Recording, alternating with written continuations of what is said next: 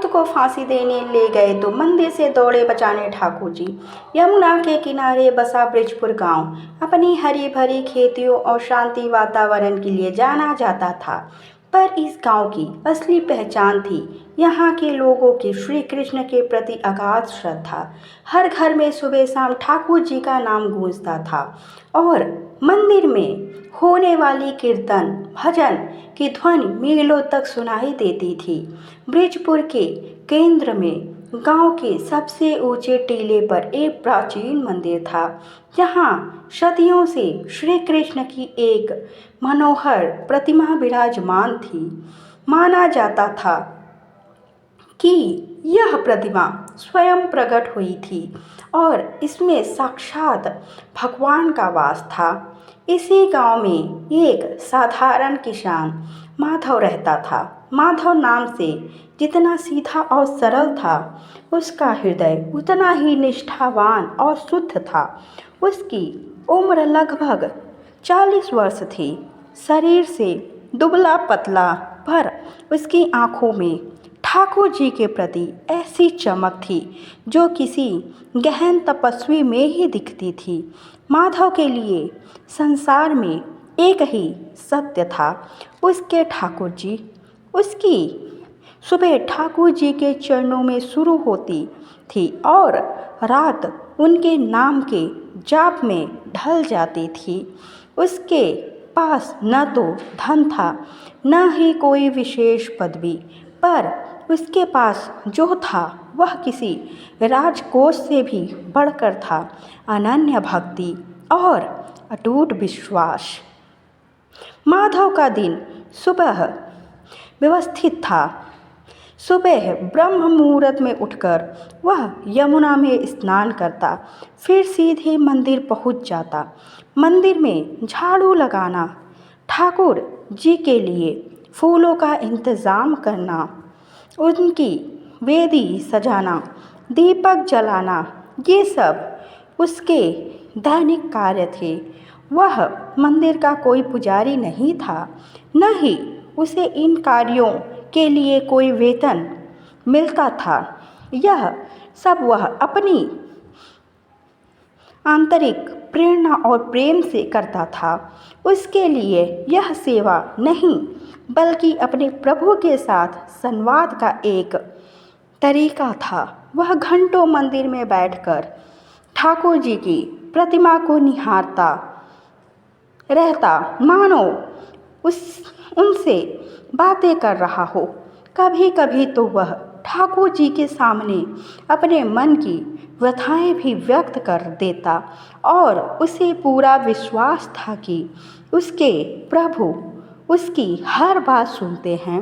गांव के लोग माधव की भक्ति को जानते और उसका सम्मान करते थे। जब भी कोई विपत्ति आती या कोई शुभ कार्य करना होता, लोग माधव से ठाकुर जी के आगे प्रार्थना करने को कहते।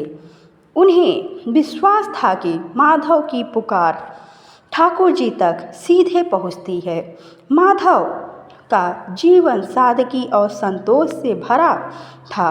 उसके पास छोटी सी जमीन थी, जिससे उसका और उसकी वृद्ध माँ का गुजारा चलता था। उसकी माँ भी उतनी ही धर्मपरायण थी और अपने बेटे की भक्ति पर गर्व करती थी। एक बार गांव में भीषण अकाल पड़ा। खेत सूख गए, कुएं खाली हो गए और लोगों के पास खाने के लाले पड़ गए। चारों ओर निराशा और हाहाकार मचा हुआ था। गांव के मुखिया और बड़े बुजुर्गों ने मिलकर माधव से ठाकुर जी से वर्षा की प्रार्थना करने का आग्रह किया। माधव ने बिना किसी हिचकिचाहट के मंदिर में प्रवेश किया और 3 दिनों तक अन्न जल त्याग कर ठाकुर जी के सामने बैठा रहा। उसकी आंखों से अश्रुधारा बह रही थी और वह केवल एक ही याचना कर रहा था, हे प्रभु, इन जीवों पर दया करो। यदि इन्हें अन्न नहीं मिलेगा तो कौन तुम्हारा नाम लेगा। मेरा जीवन ले लो, पर मेरे इन भाइयों को जीवन दान दो। उसकी प्रार्थना इतनी सच्ची और मार्मिक थी कि तीसरे दिन संध्या होते ही आकाश में काले घने बादल छा गए और मूसलाधार वर्षा होने लगी। ब्रिजपुर में जीवन वापस लौट आया। इस घटना ने माधव की भक्ति को और भी स्थापित कर दिया और लोगों का उस पर विश्वास अटूट हो गया। लेकिन हर कहानी में एक खलनायक होता है और ब्रिजपुर भी इससे अछूता नहीं था। गांव से कुछ ही दूर पर जमींदार दुष्टराज सिंह का विशाल महल था। दुष्टराज सिंह नाम के अनुरूप ही दुष्ट और क्रूर व्यक्ति था। वह अपनी धन संपत्ति और शक्ति का दुरुपयोग करता था। उसके लिए धर्म कर्म का कोई महत्व नहीं था। उसे केवल अपनी शक्ति और प्रभुत्व बढ़ाने की परवाह थी। वह गांव लोगों को अपनी संपत्ति समझता था और उनसे मनमानी लगान वसूल करता था। उसके गुंडे गांव में अक्सर उपद्रव मचाते थे और लोगों को डराते धमकाते थे। दुष्टराज सिंह को माधव की बढ़ती ख्याति और गांव वालों का उस पर अटूट विश्वास खटकने लगा था। उसे लगता था कि माधव उसकी सत्ता को चुनौती दे रहा है। वह माधव को नीचा दिखाने और उसे अपनी अधीनता स्वीकार कराने के अवसर की तलाश में था। एक दिन दुष्टराज सिंह के कुछ गुंडे गांव में अनाज लूटने आए। गांव वालों ने हिम्मत करके उनका विरोध किया और माधव ने उन्हें रोकने की कोशिश की। माधव ने दुष्टराज सिंह के गुंडों से कहा कि वे ऐसा पाप न करें, क्योंकि ठाकुर जी कभी इसे सहन नहीं करेंगे। गुंडे ने माधव का उपहास किया और उसे धक्का देकर गिरा दिया। माधव के मन में इस अन्याय के प्रति गहरा दुख हुआ। उसने मंदिर में जाकर ठाकुर जी से प्रार्थना की कि वे इन अज्ञानी लोगों को सही राह दिखाएं। दुष्टराज सिंह को जब इस घटना का पता चला तो उसका अहंकार और बढ़ गया। उसने सोचा कि यह सही मौका है माधव को सबक सिखाने का और अपनी ताकत का प्रदर्शन करने का। दुष्टराज सिंह को माधव की भक्ति से ईर्ष्या थी। उसे यह देखकर गुस्सा आता था कि लोग माधव की बात इतनी गंभीरता से सुनते हैं और उसे भगवान का प्रिय भक्त मानते हैं। वह खुद को गांव का मालिक मानता था और चाहता था कि हर कोई उसकी ही जय जयकार करे। माधव का निस्वार्थ प्रेम और भक्ति दुष्टराज सिंह की आंखों में कांटे की तरह चुभती थी। दुष्टराज सिंह की ईर्ष्या धीरे धीरे द्वेष में बदल गई। उसने माधव को किसी भी तरह से अपमानित करने और उसे गांव वालों की नज़रों में गिराने का निश्चय कर लिया। वह जानता था कि सीधे सीधे माधव को कोई नुकसान पहुंचाना संभव नहीं होगा, क्योंकि गांव वाले उसका सम्मान करते थे और ठाकुर जी के प्रकोप से भी डरते थे। इसलिए उसने एक गहरा षड्यंत्र रचा। दुष्टराज सिंह के पास एक नया कर्मचारी था जिसका नाम था कालिया। कालिया एक चतुर और धूर्त व्यक्ति था जो दुष्टराज सिंह के हर गलत काम में उसका साथ देता था। दुष्टराज सिंह ने कालिया को अपने पास बुलाया और उसे एक गुप्त योजना समझाई। कालिया दुष्टराज सिंह ने अपनी क्रूर मुस्कान के साथ कहा, वह माधव बहुत बड़ा भक्त बनता है न। अब मैं उसे ऐसा सबक सिखाऊंगा कि वह जिंदगी भर याद रखेगा और पूरा गांव भी देखेगा कि असली सत्ता किसके पास है। कालिया ने उत्सुकता से पूछा, मालिक क्या करना होगा? आज रात दुष्टराज सिंह ने फुसफुसाते हुए कहा, तुझे मंदिर में जाना है। उस मंदिर में एक पुरानी मूर्ति कला है जिसमें एक छोटा सा हीरा जड़ा हुआ है जो ठाकुर जी के मुकुट का हिस्सा है। वह हीरा उतना कीमती नहीं है पर गांव वाले उसे बहुत पवित्र मानते हैं। तुझे चुपचाप वह हीरा चुरा लेना है। कालिया थोड़ा चौंक गया। मालिक, मंदिर में चोरी? हाँ, चोरी, दुष्टराज सिंह ने हंसते हुए कहा। और जब तू चोरी कर ले तो उस हीरे को माधव के घर में उसके बिस्तर के नीचे या किसी ऐसी जगह छुपा देना जहां उसे आसानी से पाया जा सके। और फिर कल सुबह हम पूरे गांव में ढिंढोरा पिटवा देंगे कि मंदिर से हीरा चोरी हो गया है। और फिर कालिया ने पूछा, फिर क्या हम सीधे माधव के घर पहुंचेंगे और उसके घर की तलाशी लेंगे? जब हीरा मिल जाएगा तो कौन मानेगा कि वह बेगुनाह है? गांव वाले ही उसे चोर कहेंगे और ठाकुर जी का प्रिय भक्त कहे जाने वाला माधव सबके सामने लज्जित होगा।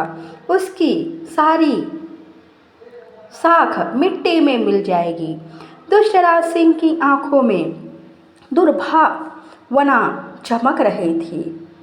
कालिया ने सिर हिलाया। उसे यह योजना पसंद आई क्योंकि इसमें उसे भी कुछ फायदा दिख रहा था। उसी रात जब पूरा बृजपुर गांव गहरी नींद में सोया हुआ था, कालिया चुपके से मंदिर में दाखिल हुआ।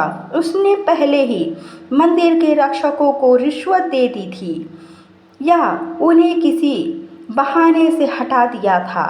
रात के अंधेरे में उसने उस पुरानी मूर्ति कला को देखा जिसमें हीरा जड़ा हुआ था। उसने सावधानी से उस हीरे को निकाला और उसे अपने साथ ले गया। फिर वह सीधे माधव के घर पहुंचा। माधव और उसकी मां गहरी नींद में सो रहे थे। कालिया ने चुपके से माधव के घर में प्रवेश किया और हीरे को सावधानी से माधव के तकिए के नीचे दबा दिया। उसके बाद वह अंधेरे में ही वहां से खिसक गया। अगले दिन सुबह दुष्टराज सिंह ने गांव में अपने गुंडों को भेजकर यह खबर फैला दी कि मंदिर से ठाकुर जी का पवित्र हीरा चोरी हो गया है। पूरे गांव में हड़कंप मच गया। लोग मंदिर की ओर दौड़े और देखा कि सचमुच हीरा गायब था। गांव के मुखिया और बड़े बुजुर्ग भी परेशान हो गए। यह कोई सामान्य चोरी नहीं थी, यह ठाकुर जी के सम्मान पर हमला था। दुष्टराज सिंह अपने धूर्तता पूर्ण चेहरे के साथ मुखिया और गांव के अन्य प्रतिष्ठित व्यक्तियों के पास आया। उसने सहानुभूति का नाटक करते हुए कहा, यह बहुत बड़ा अपराध है। ठाकुर जी के मंदिर से चोरी जिसने भी यह किया है उसे कड़ी से कड़ी सजा मिलनी चाहिए। हमें तुरंत चोर को ढूंढना होगा।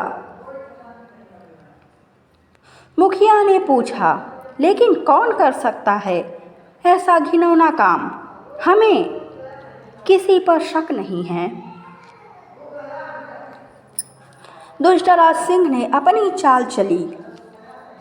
मुखिया जी, मुझे किसी पर आरोप लगाना पसंद नहीं, लेकिन यह कोई गांव का बाहर का आदमी नहीं कर सकता। गांव में ऐसा कौन है जिसके पास आधी रात को मंदिर में जाने का अवसर और दुस्साहस हो सकता है और जिसे मंदिर के हर कोने की जानकारी हो? गांव वाले एक दूसरे को देखने लगे।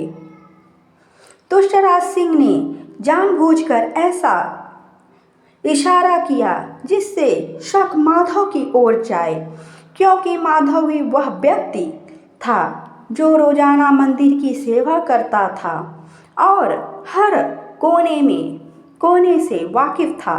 फिर दुष्टराज सिंह ने एक लंबी सांस ली और दुख जताते हुए कहा, मुझे यह कहते हुए बहुत पीड़ा हो रही है, पर एक बात सोचिए, माधव रोज मंदिर में रहता है, उसे मंदिर की हर बात पता है और आजकल उसकी सादगी भी कुछ ज्यादा ही दिख रही है। कहीं यह ढोंग तो नहीं? यह सुनते ही गांव वालों में फुसफुसाहट शुरू हो गई। किसी को विश्वास नहीं हो रहा था कि माधव ऐसा कर सकता है, पर दुष्टराज सिंह के शब्दों में उसके मन में संदेह के बीज बो दिए थे। हम किसी पर यूं ही आरोप नहीं लगा सकते, मुखिया ने कहा, हमें सबूत चाहिए। सबूत चाहिए तो मिलेगा, दुष्टराज सिंह ने तुरंत कहा। हमें हर घर की तलाशी लेनी चाहिए। जिस घर में हीरा मिलेगा वही चोर होगा। यह सुनकर गांव वाले सहमत हो गए। कौन भला ठाकुर जी के हीरे का चोर बनना चाहता था? दुष्टराज सिंह अपने गुंडों और गांव के कुछ लोगों के साथ तलाशी अभियान पर निकल पड़ा। उसने एक एक करके घरों की तलाशी ली, पर कुछ नहीं मिला। अंत में वह माधव के घर पहुंचा। माधव मंदिर से अभी अभी आया था और उसे गांव में हो रही हलचल का पता चला था। जब दुष्टराज सिंह उसके घर पहुंचा तो माधव ने हाथ जोड़कर कहा, जमींदार साहब, क्या हुआ है? माधव, दुष्टराज सिंह ने कठोर स्वर में कहा, मंदिर से ठाकुर जी का हीरा चोरी हो गया है। हमें हर घर की तलाशी लेनी है। हमें तुम्हारे घर की भी तलाशी लेनी होगी। माधव को इस बात पर विश्वास नहीं हुआ। मेरे घर की तलाशी? जमींदार साहब, आप जानते हैं कि मैं अपने ठाकुर जी के लिए अपनी जान भी दे सकता हूँ। मैं ऐसा घिनौना काम कैसे कर सकता हूँ? यह तो तलाशी के बाद ही पता चलेगा, दुष्टराज सिंह ने कहा और बिना किसी अनुमति के उसके घर में घुस गया। उसके गुंडों ने घर का कोना कोना छानना शुरू कर दिया। माधव की बूढ़ी माँ भी वहां आ गई और यह सब देखकर घबरा गई। गुंडे हर चीज उलट पलट रहे थे। अंत में दुष्टराज सिंह ने कालिया को इशारा किया, जिसने पहले से ही जगह बता दी थी। एक गुंडा माधव के तकिए के नीचे हाथ डालता है और उसकी आंखें चमक उठती है। मिल गया, वह चिल्लाया। यहाँ है ठाकुर जी का हीरा। उसने हीरा निकालकर दुष्टराज सिंह को दिखाया। दुष्टराज सिंह ने विजयी मुस्कान के साथ हीरे को हाथ में लिया और माधव की ओर देखा। गांव वाले जो बाहर खड़े थे यह देखकर स्तब्ध रह गए। उनके चेहरे पर अविश्वास और निराशा के भाव थे। माधव दुष्टराज सिंह ने जोरदार आवाज में कहा, आज तूने अपनी सारी भक्ति का ढोंग खोल दिया। तू चोर है, तूने ठाकुर जी को धोखा दिया है, तुझे इसका दंड मिलेगा। माधव के पैरों तले जमीन खिसक गई। उसकी आंखों में आंसू आ गए। वह चिल्लाया, यह झूठ है, मैंने कुछ नहीं किया, यह षड्यंत्र है, मुझे फंसाया जा रहा है। लेकिन उसकी बात सुनने वाला कोई नहीं था। गांव वाले दुष्टराज सिंह की बात पर विश्वास कर रहे थे क्योंकि हीरा माधव के घर से ही मिला था। उसकी बूढ़ी माँ यह सब देखकर अचेत होकर गिर पड़ी। माधव ने अपनी माँ को संभालने की कोशिश की पर दुष्टराज सिंह के गुंडे ने उसे पकड़ लिया। इसे पकड़ो, दुष्टराज सिंह ने आदेश दिया, इसे कालकोठरी में डाल दो। कल सुबह पंचायत बैठेगी और इसका फैसला होगा। माधव को हथकड़ियाँ पहनना दी गई। उसे घसीटते हुए दुष्टराज सिंह की हवेली की कालकोठरी की ओर ले जाया गया। माधव लगातार यही कहता रहा, मेरे ठाकुर जी जानते हैं कि मैं बेगुनाह हूँ, वे मुझे बचाएंगे। लेकिन उसकी आवाज़ भीड़ में दब गई। गांव वालों के मन में उसके प्रति सम्मान की जगह अब संदेह और घृणा भर गई थी। उन्हें यकीन हो गया था कि जिस माधव को वो भगवान का भक्त मानते थे वह असल में एक चोर निकला। दुष्टराज सिंह अपने षड्यंत्र में सफल हो गया था। माधव को हथकड़ियों में जकड़कर दुष्टराज सिंह की हवेली की अंधेरी कालकोठरी में ढकेल दिया गया। कालकोठरी में सन्नाटा भरी थी और हवा में निराशा की गंध थी। जमीन पर बिछे भूसे में चूहे दौड़ रहे थे और दीवारों पर मकड़ियाँ अपने जाले बुन रही थी। माधव ने कभी सपने में भी नहीं सोचा था कि उसके साथ ऐसा होगा। उसका हृदय विदीर्ण हो रहा था, न केवल अपनी दुर्दशा पर बल्कि इस बात पर कि गांव वालों ने उस पर कैसे अविश्वास कर लिया। उसकी आंखों से आंसू बह रहे थे, पर इस बार ये आंसू ठाकुर जी के प्रेम में नहीं बल्कि अपने ही लोगों के अविश्वास के पीड़ा में थे। ठाकुर जी, मेरे ठाकुर जी, माधव ने बुदबुदाया, आप जानते हैं कि मैं बेगुनाह हूँ, आपने मुझे क्यों छोड़ दिया। उस रात माधव को नींद नहीं आई। उसके मन में एक ही विचार घूम रहा था, कल क्या होगा। उसे पता था कि दुष्टराज सिंह का प्रभाव कितना गहरा है। गांव की पंचायत जिस पर उसे कभी विश्वास था अब उसे न्याय दिला पाएगी या नहीं, इस पर भी संदेह होने लगा था। उसकी माँ का अचेत चेहरा उसकी आंखों के सामने घूम रहा था। उसे अपनी माँ की चिंता थी जो उसके बिना अकेली कैसे रहेगी। अगली सुबह सूरज की पहली किरण काल कोठरी के छोटे से रोशनदान से अंदर आई, पर वे माधव के जीवन में कोई उम्मीद नहीं ला पाई। दुष्टराज सिंह के गुंडे उसे खींचकर पंचायत के लिए ले गए।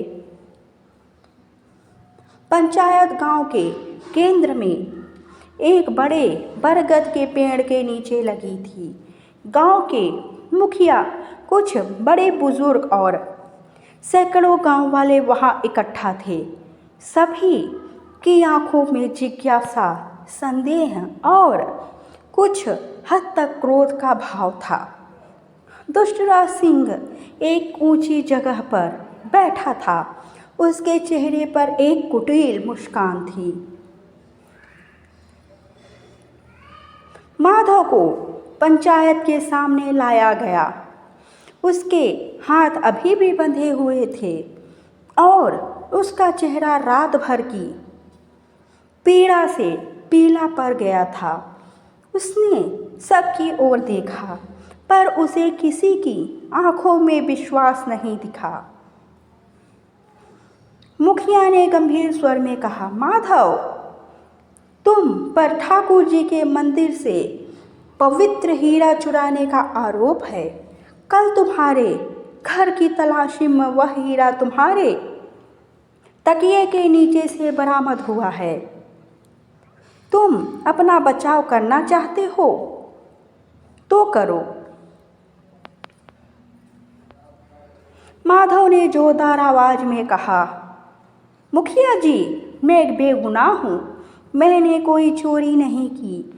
यह सब दुष्टराज सिंह का षड्यंत्र है। वह मुझसे ईर्ष्या करता है, इसलिए उसने मुझे फंसाया है। दुष्टराज सिंह हंसा, कैसी बातें कर रहे हो माधव? मैं क्यों तुझे फंसाऊंगा? हीरा तेरे घर से मिला है और यह सारा गांव जानता है। तूने अपनी भक्ति का ढोंग किया और ठाकुर जी को भी नहीं बख्शा। तुझ जैसे पापी को तो सीधे नरक में जाना चाहिए। गांव वालों में फुसफुसाहट शुरू हो गई। कुछ लोग माधव की बात पर विश्वास करना चाहते थे, पर आंखों देखी घटना उन्हें मानने को मजबूर कर रही थी कि हीरा उसी के घर से मिला था। माधव ने जोर देकर कहा, दुष्टराज सिंह, तुमने ही रात को किसी को भेजकर वह हीरा मेरे घर में रखवाया था। तुम मेरे ठाकुर जी के नाम पर झूठ बोल रहे हो। दुष्टराज सिंह ने पलटवार किया, तो क्या तुम कह रहे हो कि मैं झूठा हूँ? गांव का जमींदार झूठा है और एक मामूली चोर सच बोल रहा है। यह कौन मानेगा? उसने गांव वालों की ओर देखा। क्या आप लोग इस चोर पर विश्वास करेंगे या अपनी आंखों देखी सच्चाई पर? गांव वालों ने दुष्टराज सिंह का समर्थन किया। उनके लिए सबूत आंखों के सामने था। माधव की भक्ति पर भी उन्हें शक होने लगा था। इतने साल की भक्ति और निस्वार्थ सेवा एक पल में धूल में मिल गई थी। मुखिया ने अपने पगड़ी ठीक करते हुए कहा, माधव, सबूत तुम्हारे खिलाफ है। हीरा तुम्हारे घर से मिला है। हम तुम्हें दोषी पाते हैं। माधव के चेहरे पर गहरी निराशा छा गई। आप लोग बिना सच जाने मुझे दोषी मान रहे हैं। मेरे ठाकुर जी सब देख रहे हैं, वे न्याय करेंगे। दुष्टराज सिंह ने मुखिया से पूछा, मुखिया जी, इस अपराध के लिए क्या दंड है? मुखिया ने सिर झुका लिया। ठाकुर जी के मंदिर में चोरी वह भी ऐसे पवित्र हीरे की। यह सबसे बड़ा अपराध है। हमारे पुराने नियम के अनुसार ऐसे अपराधी को फांसी की सजा दी जाती है। यह सुनते ही पंचायत में सन्नाटा छा गया। माधव ने अपनी सांस रोक ली। फांसी, यह तो उसके लिए मृत्यु दंड था। दुष्टराज सिंह के चेहरे पर विजय की चमक थी। उसने तुरंत कहा, तो फिर सजा दे। सजा में देरी क्यों? आज ही इसे फांसी दी जानी चाहिए, ताकि गांव में कोई और ऐसा अपराध करने की सोचे भी नहीं। माधव को इस निर्णय पर विश्वास नहीं हो रहा था। उसने कभी सोचा भी नहीं था कि उसकी भक्ति का यह परिणाम होगा। उसे लगा कि उसके ठाकुर जी ने भी उसे छोड़ दिया है। गांव वालों में से किसी ने भी आवाज़ नहीं उठाई। शायद वे दुष्टराज सिंह के डर से चुप थे, या फिर वे सचमुच माधव को दोषी मान चुके थे। माधव को अब कोई उम्मीद नहीं थी। उसने अपनी आंखें बंद कर ली और मन ही मन अपने ठाकुर जी का नाम जपा। मेरे ठाकुर जी, आप ही मेरा अंतिम सहारा हो। यदि आपको लगता है कि मेरा जीवन समाप्त हो जाना चाहिए तो मुझे स्वीकार है, पर मैं निर्दोष हूँ। दुष्टराज सिंह के गुंडे माधव को खींचकर फांसी के तख्ते की ओर ले जाने लगे, जो गांव के बाहर एक बड़े पेड़ के नीचे तैयार किया गया था। यह वही पेड़ था जिसके नीचे कई सदियों पहले अपराधियों को दंडित किया जाता था। जैसे ही वे मंदिर के पास से गुजरे, माधव ने एक बार फिर मंदिर की ओर देखा। उसकी आंखों में आंसू थे, पर इस बार उनमें एक अजीब सी चमक थी, अंतिम विश्वास की चमक। उसने मंदिर की ओर देखते हुए कहा, मेरे ठाकुर जी, यदि आपने मुझे सच में कभी अपना भक्त माना है तो मेरी रक्षा करें। यह केवल मेरे प्राणों का सवाल नहीं, यह आपके सम्मान का सवाल है। एक निर्दोष भक्त को फांसी दी जा रही है। गांव वाले माधव के पीछे पीछे चल रहे थे। कुछ लोगों के मन में अभी भी संदेह था, पर कोई कुछ बोलने की हिम्मत नहीं कर रहा था। माधव की बूढ़ी माँ भी किसी तरह हिम्मत करके वहां पहुंच गई थी। वह माधव को फांसी के तख्ते की ओर ले जाते देख चीख उठी, मेरा बेटा निर्दोष है, वह कभी चोरी नहीं कर सकता। ठाकुर जी, मेरे बेटे को बचाओ। उनकी आवाज़ भीड़ में दब गई। दुष्टराज सिंह ने अपने गुंडों से कहा, इसे जल्दी करो, शाम से पहले सब खत्म हो जाना चाहिए। फांसी का तख्त तैयार था। जल्लाद, एक क्रूर दिखने वाला आदमी, फंदा लिए खड़ा था। माधव को तख्ते पर चढ़ाया गया। उसकी आंखों पर पट्टी बांधी जाने लगी। उस क्षण जब जल्लाद फंदा डालने ही वाला था, माधव ने अपनी अंतिम पुकार लगाई। उसकी आवाज़ में दर्द था, विश्वास था और अपने प्रभु के प्रति अगाध समर्पण था। हरे कृष्ण कृष्णा कृष्णा हरे हरे, हरे रामा रामा रामा हरे हरे। वह बस अपने ठाकुर जी का नाम जप रहा था। उसे विश्वास था कि उसके ठाकुर जी उसके साथ कभी अन्याय नहीं होने देंगे, भले ही दुनिया उसे छोड़ दे, उसके ठाकुर जी उसे नहीं छोड़ सकते। उसके मन में एक अंतिम आशा बची थी, एक सूक्ष्म विश्वास की उसके प्रभु के उसे बचाएंगे। माधव फांसी के फंदे के ठीक नीचे खड़ा था। उसकी आंखों पर पट्टी बंधी जा चुकी थी। उसके कानों में जल्लाद के भारी कदमों की आवाज़ आ रही थी, जो फंदे को कसने के लिए आगे बढ़ रहा था। गांव वालों की भीड़ ने चुप्पी साध रखी थी। उसकी सांसें थमी हुई थी। दुष्टराज सिंह के चेहरे पर एक क्रूर मुस्कान थी, जैसे वो अपनी जीत का जश्न मना रहा हो। माधव के ओठों पर अभी भी धीरे धीरे हरे कृष्णा का नाम जाप कर रहे थे।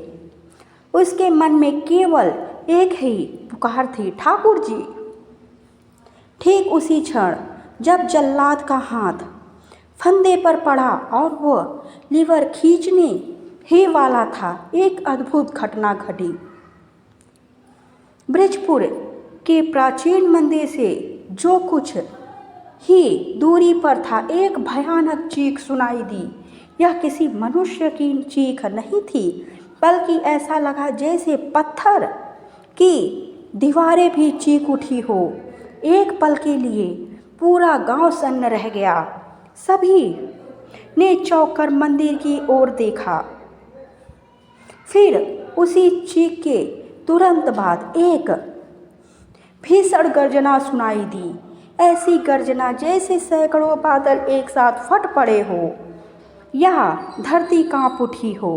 यह गर्जना इतनी तीव्र थी कि जमीन तक हिल गई। लोग डर के मारे एक दूसरे से चिपक गए और फिर सबसे अविश्वसनीय दृश्य सामने आया। मंदिर के गर्भगृह से, जहां ठाकुर जी की प्रतिमा विराजमान थी, एक तेज प्रकाश निकला। वह प्रकाश इतना तीव्र था कि आंखों को चकाचौंध कर रहा था। उसी प्रकाश के साथ मंदिर के अंदर से रथ के पहियों के लुढ़कने की भयंकर आवाज आने लगी। धड़ाम धड़ाम धड़ाम आवाजें इतनी शक्तिशाली थी कि ऐसा लगा जैसे स्वयं मंदिर की नींव हिल रही हो। किसी को समझ नहीं आ रहा था कि क्या हो रहा है। तभी मंदिर के मुख्य द्वार से एक तेज रोशनी बाहर निकली। यह कोई सामान्य रोशनी नहीं थी, बल्कि ऐसी आभा थी जिसमें हजारों सूर्यों की चमक समाई थी। रोशनी के साथ मंदिर के विशाल लकड़ी के कपाट, जो सदियों से बंद थे, अपने आप खुल गए। वे इतनी तेजी से खुले कि उनकी कब्जे चटने की आवाज़ दूर तक सुनाई दी। कपाटों के खुलते ही मंदिर से एक और भयानक गर्जना हुई और फिर जो सबने देखा उस पर किसी को विश्वास नहीं हुआ। स्वयं ठाकुर जी की विशाल रथ बाहर निकल रहा था। हाँ, वही ठाकुर जी की प्रतिमा जिसे सदियों से गर्भगृह में स्थापित माना जाता था, अब अपने भव्य रथ पर सवार होकर मंदिर के बाहर आ रही थी। रथ के पहिए तेजी से घूम रहे थे और हर घूमते पहियों के साथ धरती कांप रही थी। रथ से निकलने वाली ऊर्जा इतनी शक्तिशाली थी कि आसपास की हवा में एक भयंकर कंपन महसूस हो रहा था। रथ मंदिर की सीढ़ियों से नीचे उतरा और उसकी गति तीव्र होती गई।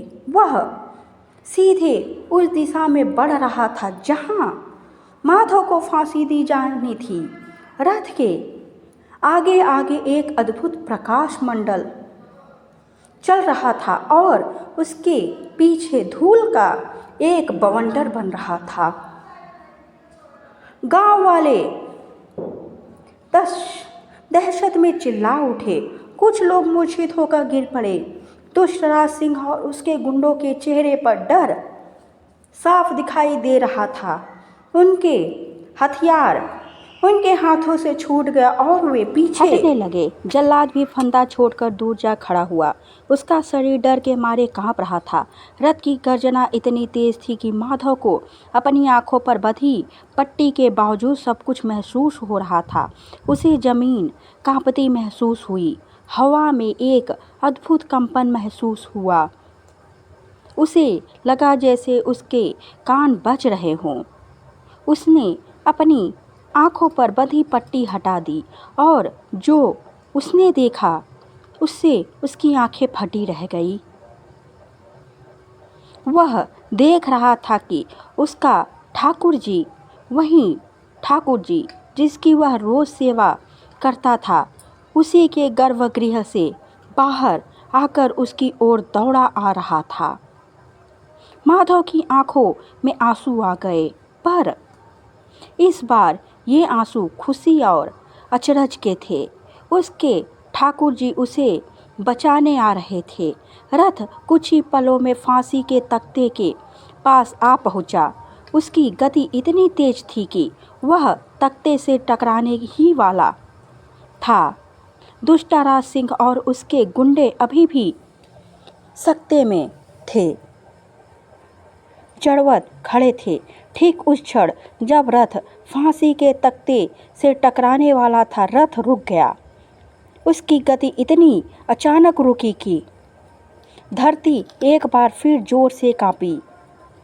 रथ के रुकते ही ठाकुर जी की प्रतिमा जो रथ पर विराजमान थी से एक दिव्य वाणी गूंजी। यह वाणी इतनी स्पष्ट और इतनी शक्तिशाली थी कि पूरे बृजपुर गांव में उसे सुना। यह वाणी आकाश से नहीं बल्कि स्वयं मूर्ति से निकली थी। अरे मूर्खों, वाणी गरज उठी, यह मेरा भक्त माधव निर्दोष है। इसने कोई चोरी नहीं की है। तुम लोगों ने एक निर्दोष भक्त को फांसी देने का दुस्साहस किया है। दुष्टराज सिंह, तूने मेरे भक्त पर झूठा आरोप लगाया है। तुझे तेरे कर्मों का फल मिलेगा। यह वाणी सुनकर सभी की आंखें फटी रह गई। दुष्टराज सिंह और उसके गुंडे थर थर कांपने लगे। उन्हें विश्वास नहीं हो रहा था कि स्वयं भगवान उनके सामने बोल रहे हैं। माधव जमीन पर घुटने के बल बैठ गया। उसकी आंखों से अश्रुधार बह रही थी। उसने हाथ जोड़कर कहा, मेरे प्रभु, मेरे ठाकुर जी, आप आ गए। भगवान की वाणी फिर गूंजी, जो भी मेरा भक्त सच्चे हृदय से मेरी पुकार करता है, मैं उसे कभी अकेला नहीं छोड़ता। माधव मेरा सच्चा भक्त है और मैं उसे कभी मरने नहीं दूंगा। इसके बाद ठाकुर जी की प्रतिमा से एक तेज ऊर्जा की किरण निकली और सीधे दुष्टराज सिंह की ओर गई। दुष्टराज सिंह उस ऊर्जा को सहन नहीं कर सका और जमीन पर गिर पड़ा। उसका शरीर पीड़ा से छटपटा रहा था। उसके गुंडे भी डर के मारे इधर उधर भागने लगे। गांव वाले जो अब तक डर के मारे खामोश थे, अब ठाकुर जी की जय जयकार करने लगे। उनकी आंखों में माधव के प्रति पश्चाताप और सम्मान का भाव था। उन्होंने अपने विश्वास के लिए स्वयं को कोसा। ठाकुर जी का रथ कुछ क्षणों के लिए वहीं रुका रहा, जैसे गांव वालों को यह बताने के लिए कि सत्य क्या है। फिर रथ धीरे धीरे वापस मुड़ा और उतनी ही तेजी से मंदिर की ओर बढ़ने लगा। मंदिर के कपाट फिर से अपने आप बंद हो गए और अंदर से रथ के शांत होने की आवाज आई। कुछ ही देर में सब कुछ पहले जैसा शांत हो गया। केवल लोगों के कानों में अभी भी भगवान की गर्जना और रथ के पहियों की आवाज गूंज रही थी।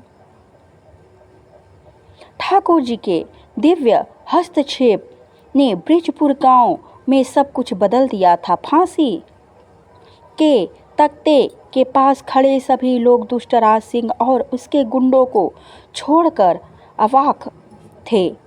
उनके मन में भय, श्रद्धा और सबसे बढ़कर गहरा पश्चाताप था। उन्होंने अपनी आंखों से देखा था कि किसी तरह उन्होंने एक निर्दोष भक्त पर अविश्वास किया था और किस तरह स्वयं भगवान उसे बचाने आए थे। दुष्टराज सिंह, जो अभी भी दर्द से जमीन पर पड़ा छटपटा रहा था, उसके गुंडे उसे छोड़कर भाग चुके थे। दिव्य ऊर्जा के झटके ने उसकी सारी शक्ति छीन ली थी। उसके शरीर में असहनीय पीड़ा हो रही थी और उसका अहंकार टूट चुका था। वह समझ गया था कि उसने भगवान के भक्त के साथ खिलवाड़ करके कितनी बड़ी गलती की है।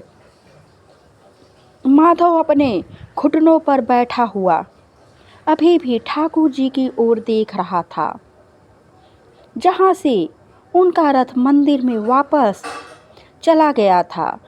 उसकी आंखों से खुशी के आंसू बह रहे थे। उसे विश्वास नहीं हो रहा था कि उसके प्रभु ने उसे इस तरह से बचाया है। यह उसके जीवन का सबसे अद्भुत क्षण था।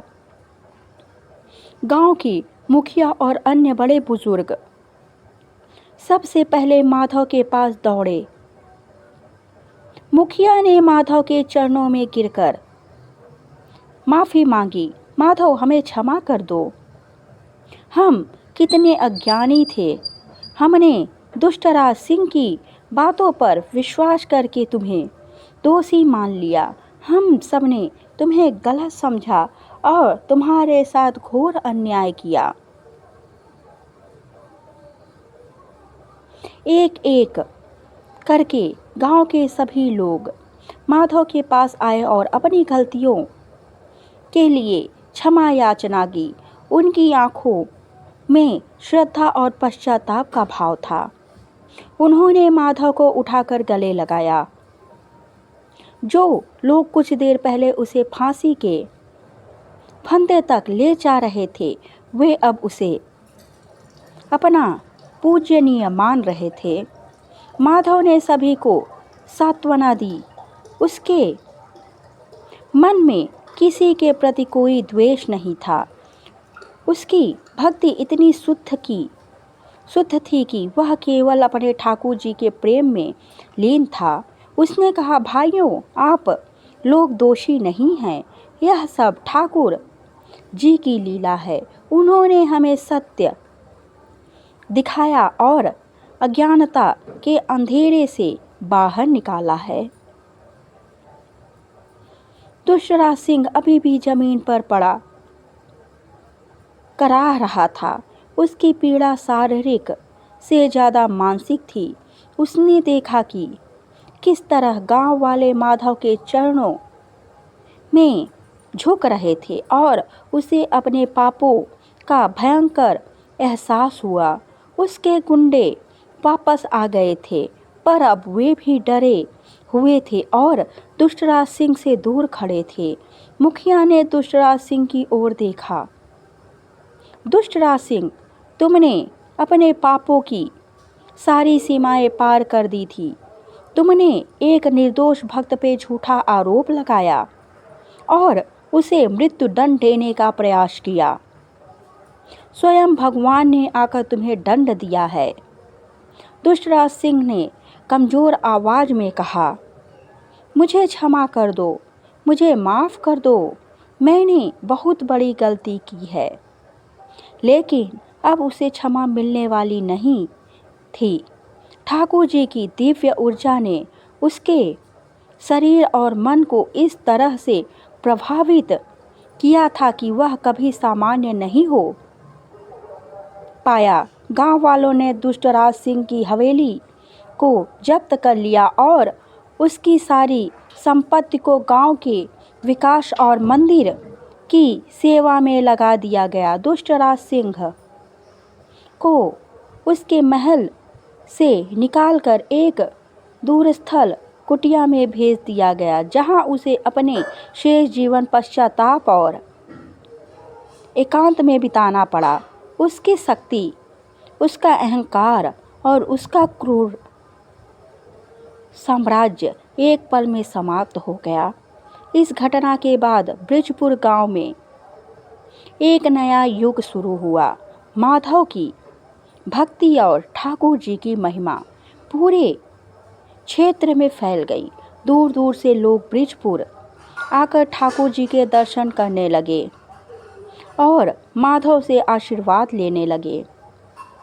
मंदिर अब केवल एक पूजा स्थल नहीं रहा, बल्कि वह साक्षात भगवान की उपस्थिति का प्रतीक बन गया। माधव ने अपने जीवन के शेष दिन ठाकुर जी की सेवा में बिताए। उसकी भक्ति और भी गहरी हो गई। गांव वाले उसे अपना पथ प्रदर्शक और सच्चा भक्त मानते थे। वे हर सुबह और शाम मंदिर में इकट्ठा होते, ठाकुर जी का नाम जपते और माधव की कहानियाँ सुनते। मंदिर में अब कभी कोई चोरी नहीं हुई, न ही किसी ने कोई अपराध करने की सोची। गांव में शांति और समृद्धि वापस लौट आई।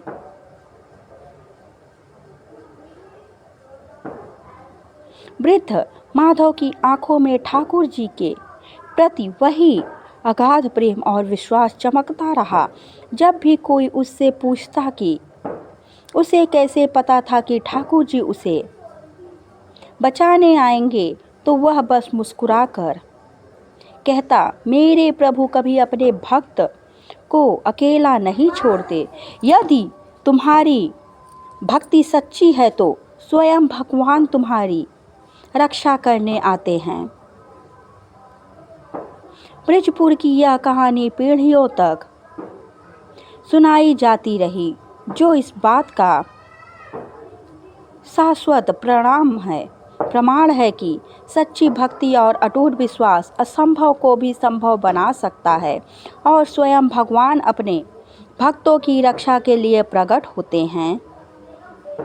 यह कहानी हमें सिखाती है कि हमें किसी पर अविश्वास नहीं करना चाहिए और न्याय हमेशा सत्य की ओर होता है, भले ही उसमें कितनी भी बाधाएं क्यों ना आए। अंततः भगवान की शक्ति ही सर्वोच्च है। बोलो जय राधे कृष्ण, जय ठाकुर महाराज। अगर आपको ये कहानी अच्छी लगी हो तो कमेंट बॉक्स में जय ठाकुर महाराज अवश्य लिखें।